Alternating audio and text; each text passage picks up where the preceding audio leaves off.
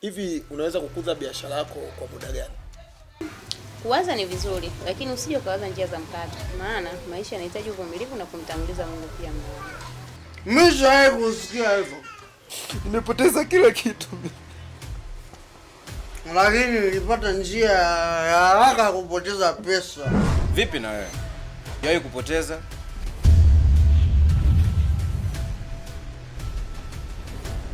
Rose, usisahau kupitia pale dukani kunichukulia ile mafuta yangu ninayotumia. Hayo mambo yapo sana kaka.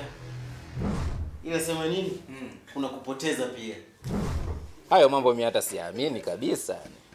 Ivan alikuwa anamuulizia shemeji kama atamuulia basikeli aliyomuomba. Wewe una nguvu sana mwanangu. Yaani utakuja kuwa mchezaji mzuri baadaye. Familia yangu nimeipoteza pia. Kwa nini sikusikiliza mimi?